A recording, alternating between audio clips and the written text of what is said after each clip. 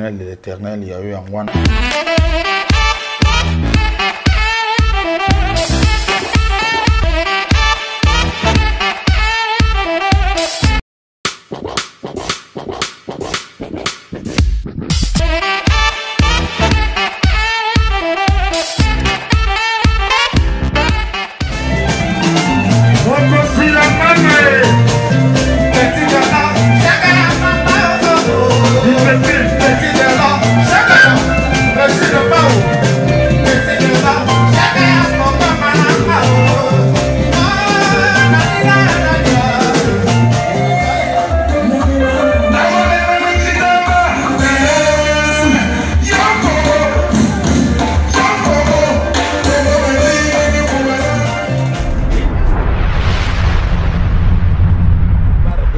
Prophète wana o pelelo sa ba dégâts de nilesi ba dire na yelelo et détruire l'église corps de Christ.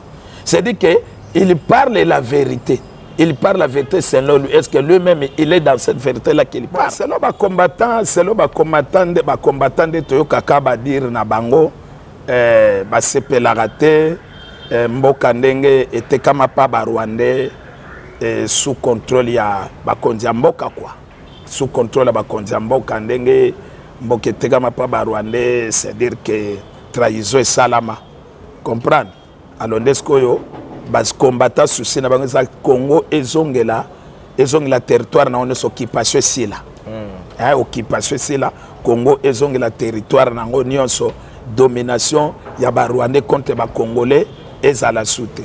Mais ce que ngana sala analyse na makambo eloko ba combattant fo ba sala fo ba ya na kati ya mboka bisono soto créer force to créer l'unité peut-être pour nous valoriser ba droit na bango ba raison na bango est-ce ba ko ya ndé yango somona ba makambo ebele yaka monete muswa so ba buka lelo lamba lelo ya miracle yo mo sala. Bonjour, bienvenue à les seigneurs ou bonsoir, ça dépend de l'endroit que vous vous trouvez.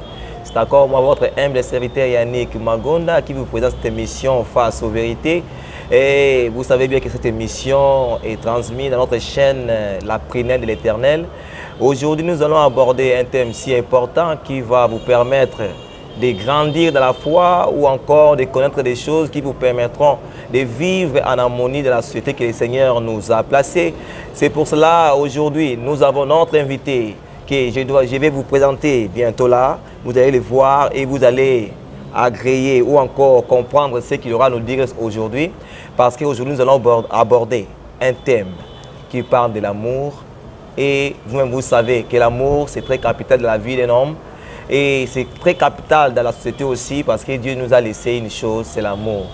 Si nous aimons, nous allons voir des choses et Dieu opérera des miracles au milieu de nous. C'est pour cela que je vous présente notre invité. Bonjour, serviteur de Dieu. Ah, bonjour. Nous sommes très contents de vous recevoir aujourd'hui dans cette émission Face aux vérités. J'aimerais que vous puissiez vous présenter. Bon, d'habitude, moi, c'est l'apôtre Onésime Mambo. Donc, je suis apôtre du Seigneur, c'est-à-dire que je suis appelé dans le ministère apostolique. Je travaille toujours pour la gloire du Seigneur. Voilà un peu ça. Gloire à Dieu. Nous boyoki apôtre Onésime Mambo. Aza apôtre ndenge na Bible qui est na apôtre bato ba yebi lo banzambe o ba pesa ka makambo o ko sunga bato ba mula ebanzela po musala bango yango wana. Yango la thème la stolo bela bolingo yango to lingi to pesa maloba pa na biso apôtre. Aïe, c'est quoi l'amour? C'est quoi l'amour? OK, merci beaucoup pour la parole, monsieur le journaliste. Aujourd'hui, vraiment, je suis déterminé pour décortiquer l'amour. Sans l'amour, le monde ne pouvait pas exister. Sans l'amour, l'homme ne pouvait pas exister. Sans l'amour, Jésus ne pouvait pas laisser le ciel pour descendre ici sur la terre pour mourir à cause de nos péchés. Parce que la Bible dit, Dieu a tant aimé le monde, il a donné son Fils unique. C'est dit Nzambe pour atinda mwana na na mokili. C'est dit il avait l'amour, les pitiés de l'humanité. Voilà matina Jésus-Christ na katia mokili. Gloire au Seigneur. Donc l'amour, il y a trois sortes d'amour. Tozana amour au tobengi amour agapé, c'est des na français. Toloba yango na langue na bango yaba grec parce que peuple juif azake influencé na des langues hébreu et grec. Tobengango na grec agapao. C'est de l'amour de Dieu. Une portion de Dieu a introduit sur l'homme. Donc nzamba zwi ndambo kibo moto na koti na kati ya moto. Parce que quand si tu veux voir Dieu, c'est l'amour. C'est de celui qui a l'amour automatiquement, il voit Dieu. Okay. L'amour, l'amour errance. L'amour errance, c'est des lingots lactisaka que l'amour du prochain. Oui, oui. Yami sadba bengo amour philianthropique, c'est de l'amour sexuel. C'est le monde divisé par 3 formes d'amour, c'est tout. L'amour de Dieu, l'amour du prochain, l'amour sexuel. Gloire au Seigneur pour nabiano oyo. Tolingi toye banatango oyo apôtre Nézim. Utangile biso 3 sortes d'amour. Olumila biso agapa oyo eza na latin na grec. Tunte basiko na domaine spirituel ou encore na kati elonga basali na Nzambe. Est-ce que bolingo wana oyo agapa o eza ko exister ou eza ko exister te? Bon, je pense que dans l'émission précédente, dans le Bakiango, amour wana de Dieu à 100%. À 100%, toko zongo même à 5%. On m'a dit ba magambo yo, ba barobo yango. Ba barobo yango barondi mangote.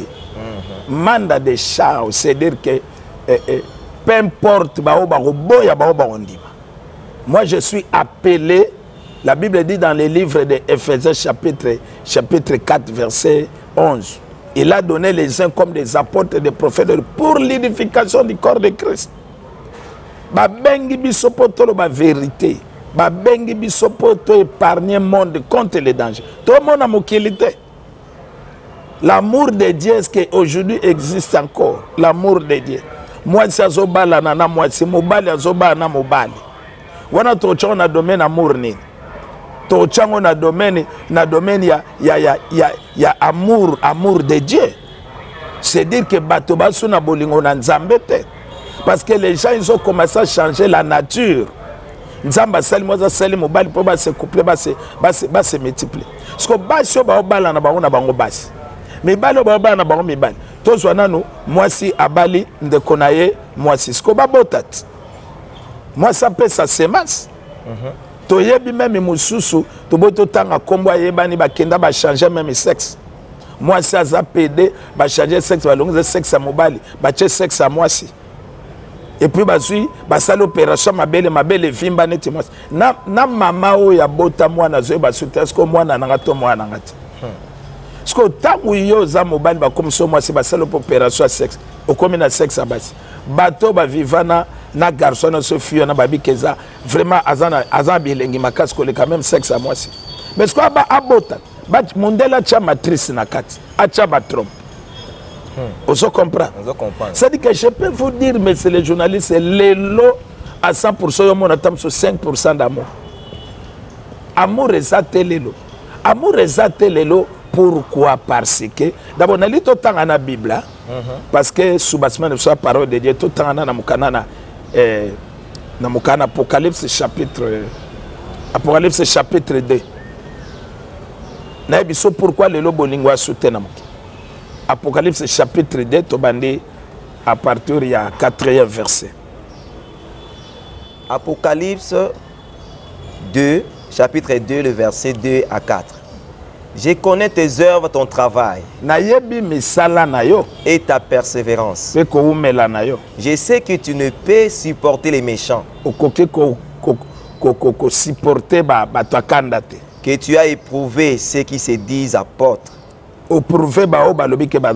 et qui ne le sont pas. Et que tu les as trouvés menteurs. Continue. Que tu as de la persévérance, que tu as souffert à cause de mon nom et que tu n'étais point lassé. Mais ce que j'ai contre toi, c'est que tu as abandonné ton premier amour. C'est ça. Au moment que Nzambe a tiré amour liboso ya ba œuvre. Nzambe a tiré amour liboso ya ba œuvre.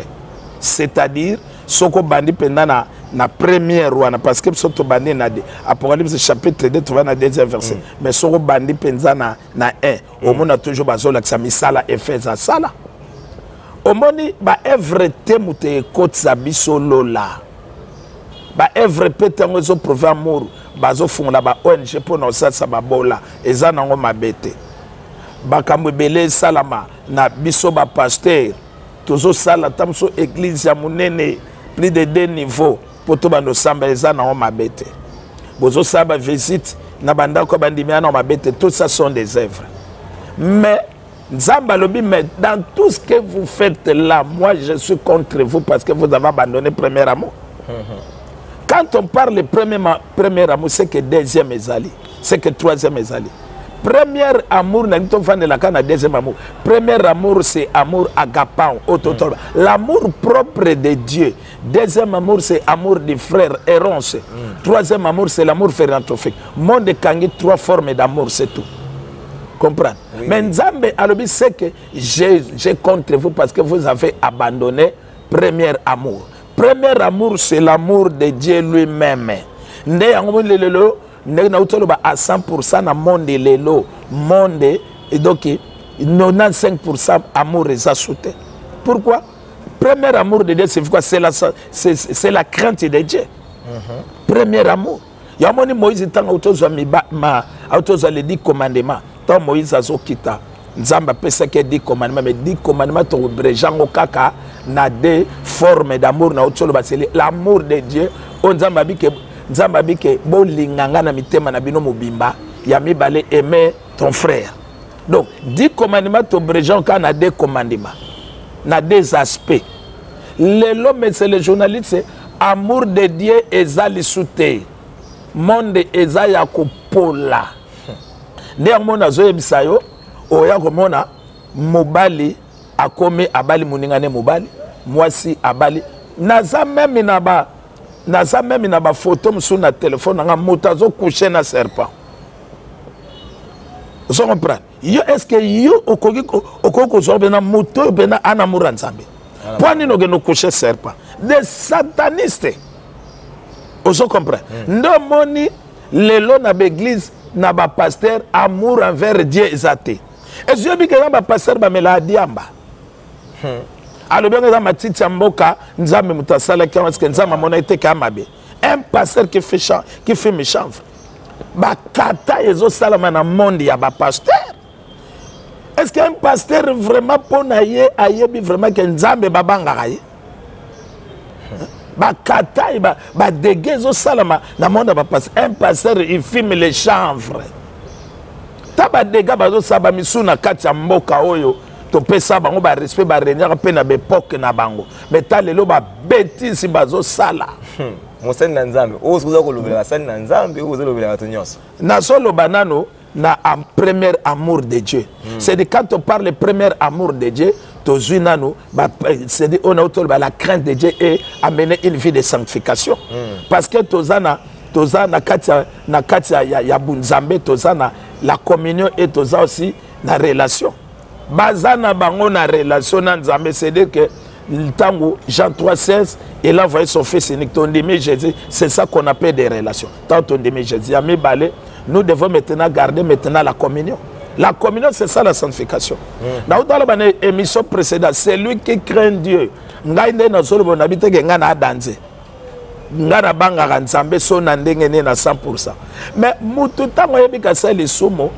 il faut confesser selon 1 Jean chapitre 1 verset 9. Si vous confessez vos péchés, je suis fidèle et juste pour vous les pardonner et pour vous purifier dans toute iniquité. Parce que Nzamba réduira l'humanité. Tant Nzamba sala ki batu, tozaki égal na Nzambe, Nzamba est éternel, Moutupra est éternel, alors que toi mutasali sumo, Nzamba tkali toujours les suprêmes, mutakomi na niveau assez. C'est-à-dire que la chair, mais tant quand tu pêches, il faut que tu confesses ton péché, mais il y a l'élo et comme ma vie. Il y a le lait comme ma vie. Nayebi bar moza quelque part heureusement prophète wana o pe le lo sa ba dégâts de nilesi. Ba dire na lelo et détruire l'église corps de Christ. C'est-à-dire que il parle la vérité. il parle la vérité selon lui. Est-ce que lui-même, il est dans cette vérité-là qu'il parle? Vous comprenez? Mais, à l'obéla église, on a la télévision. À l'obéla, on a la télévision. Place, c'est pasteur, babanègue no kutana na ba chéri na bango, ba pasteur bazongi no kutana na ba masanga, bazo mela, ba pasteur bazongi no kutana. Mais je te dis, c'est catastrophe. Moussa Nanzambe, apôtre Nézi, Makamo Zolo Gozo Bangate. Non, Bangana. C'est la parole de Dieu. C'est la parole. Ba pasteur ba ebele ba keli felo. Ya solo. Ata ba boyango. Baboya ba ke abongo le jugement viendra.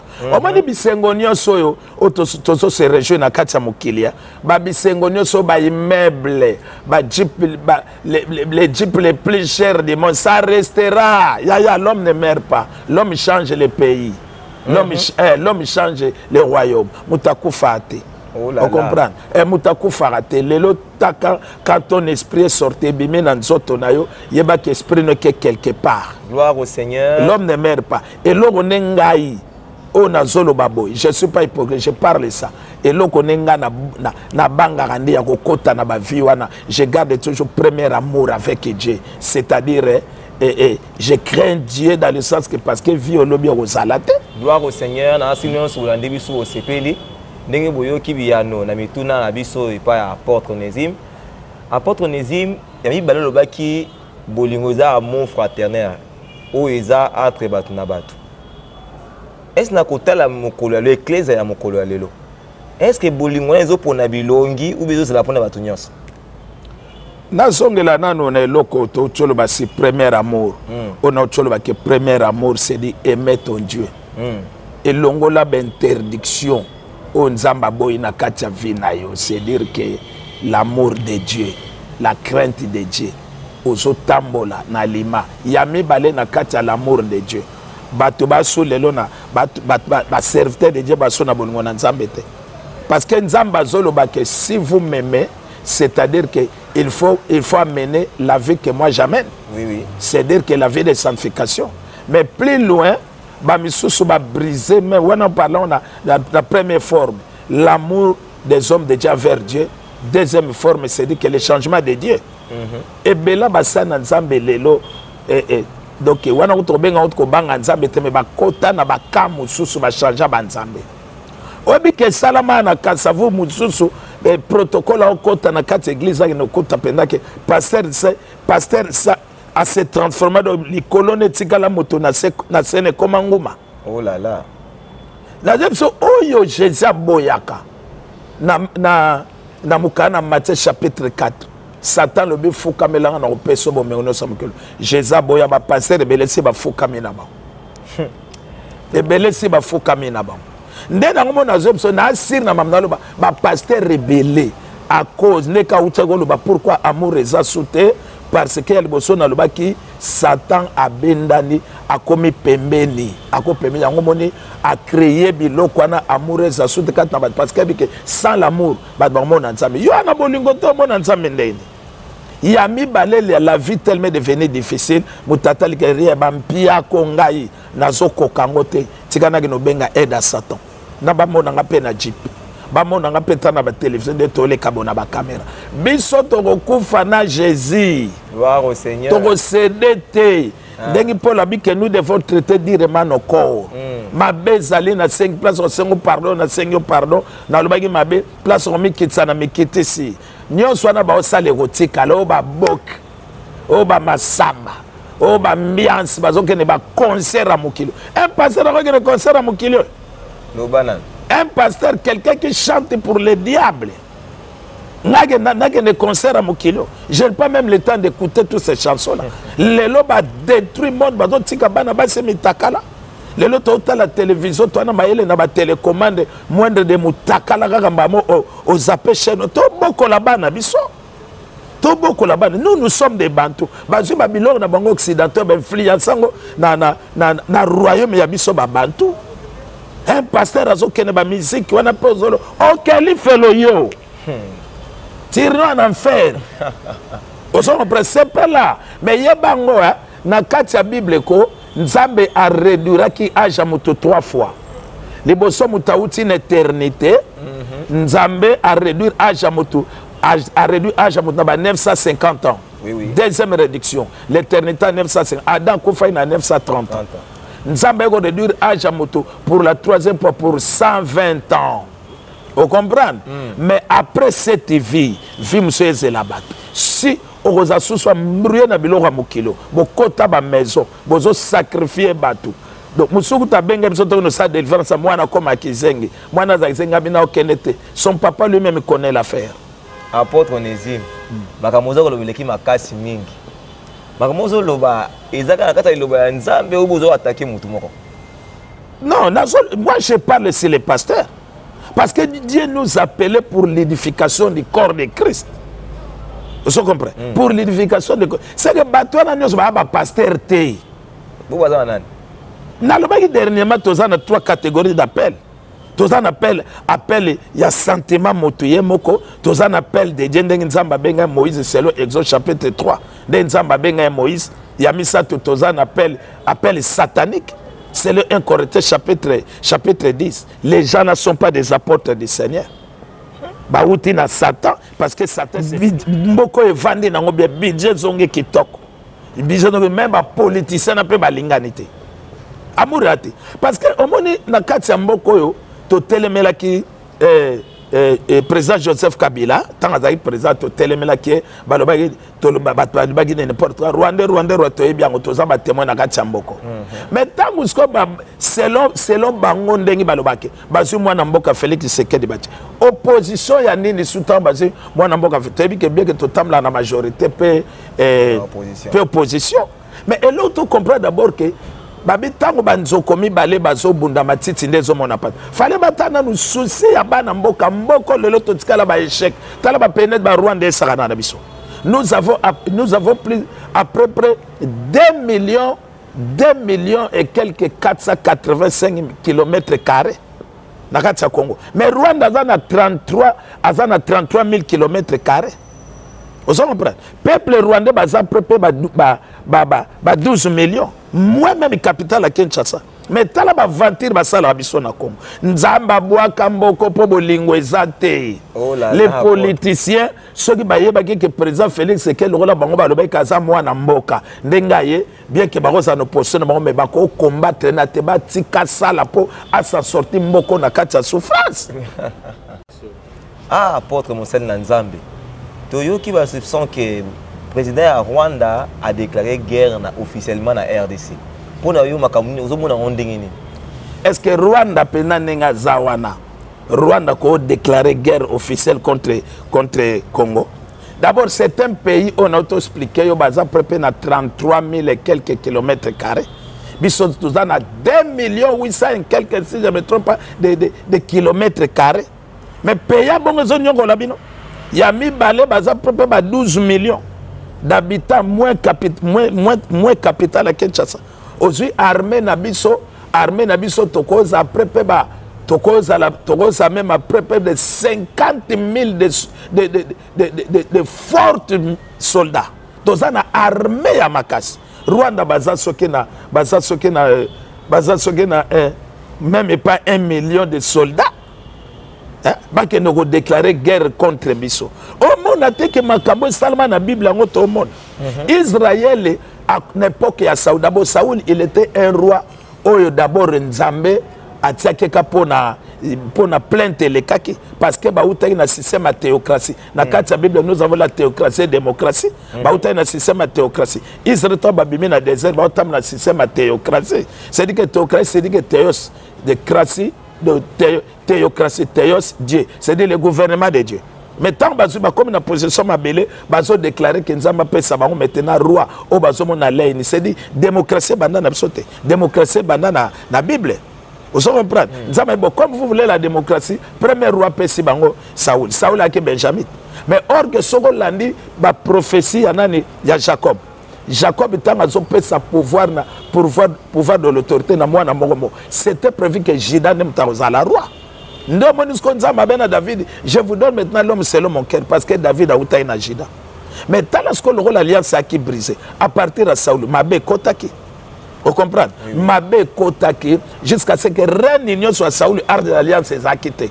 bazui art d'alliance bache art d'alliance bache na lipeka parce que Israël so bache art d'alliance liboso bon matabo kitabo pole parce que na art d'alliance ezaki na biloko misato ezaki nzete bimisaki ba fleur miraculeusement ezaki na man bande ko polate parce que man bando kita chaque jour na désert faut boliango aussi la poso la li poli mais man ezaki na kati art d'alliance pour la rater ya misato ezalaki les 10 commandements présence en Nzambe nde wana na kati donc Israël so baye devant bino avec l'arche de l'alliance bokokima maintenant tant Israël babadi jusqu'au art d'alliance bacheli boso ba Philistin bagangi ba bien to kofi na biso et c'est lipo na biso parce que Nzambe aza mais tant baye bitu makote ba Philistin ba beti bango Israël ba sundoli art d'alliance ba kebo mo na ndako adago Nzambe alaksi bonka que je suis fort ba tiango na bachango na kati ya temple Nzambe na bango art d'alliance koto dago koto lobi baya dagwa be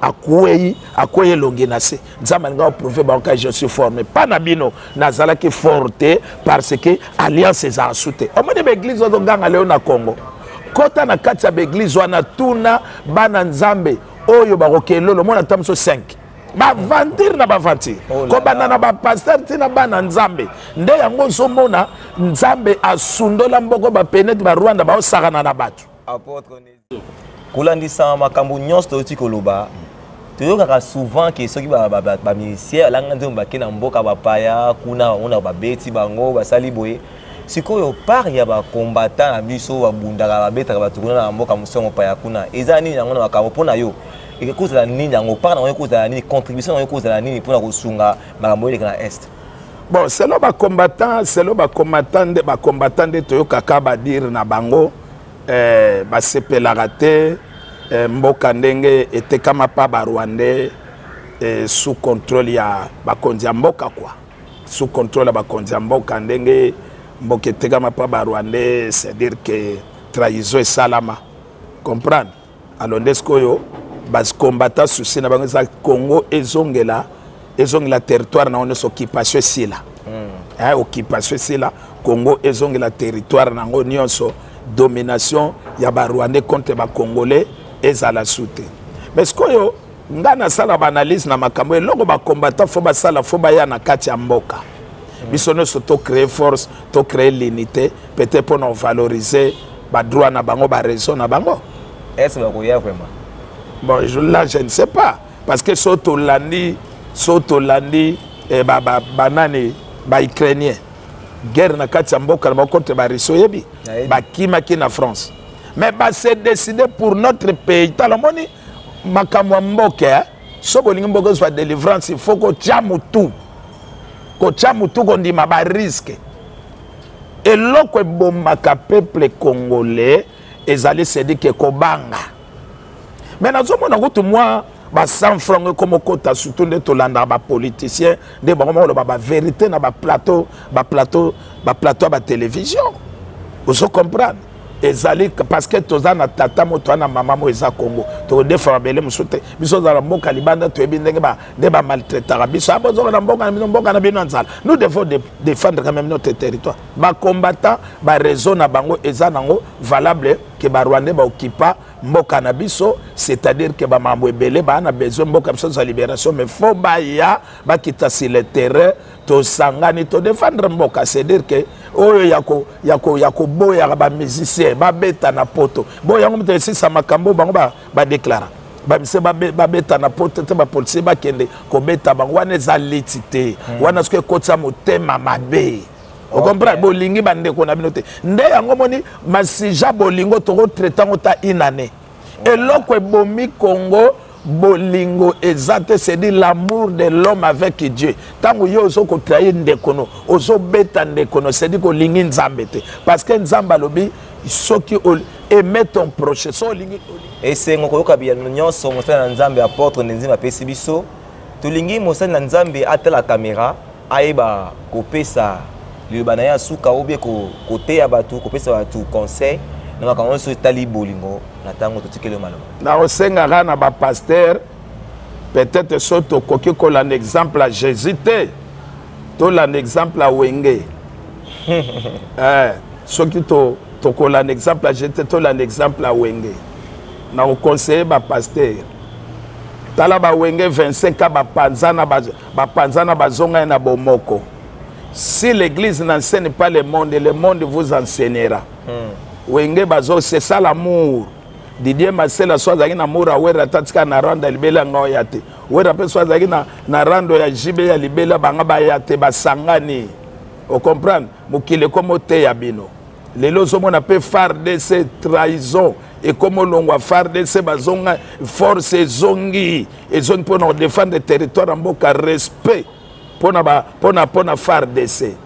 Alors ba lobini que concert ba robeta lobina zolanda na moni wera oto benga musicien mukili akei na famille musicien na ba mo kufa kala akei ko pesa bado ndenga tika bana ba pasteur to sangana to longola ki mutema mabe to longola ki mutema mabe e kamu sangai to wela nini bino nyonso bokoza soit na commune moko ya limete mais wana zana église na bandimine pasteur Marcelo par exemple azana bandimina ana église ne Moïse Mbi ana ba église a bandimina e wana pe sikoyo e kamu isaranga ezaka course ya leader numéro 1 na Congo tona leader c'est Jésus tala mukile pesi biso modèle to sangana to zo ba conflit na biso to bwaka to aider mboka peut aider bandimi tozo kamba sinon na ba conflit na biso bandimi okeli felo lobi quelque part na kenai na balabala moko espace kaka ya 80 mètres na moni plus de 5 églises kangana. C'est ça l'amour. Dieu vous bénisse. Na saluer Nangola Maman Adao Miscouvine. Je te salue au nom de Jésus. Ils te feront la guerre, mais ils ne te vaincront jamais. Tu es fort. Gloire au Seigneur. Gloire au Seigneur. Nous bénissons le nom de notre Dieu pour cette opportunité que le Seigneur nous a accordée dans cette émission. Et nous pensons que Maman Maggie Poyi est très heureuse là où elle est. Et par cette occasion, nous profitons de saluer notre réalisateur qui est derrière la caméra. Bravo Chimanga. Et ma famille Magunda. Ensuite, je salue aussi la famille Moumer qui nous suit en ce temps. Et tous les serviteurs de Dieu et les enfants de Dieu qui nous suivent. Que le Seigneur vous bénisse.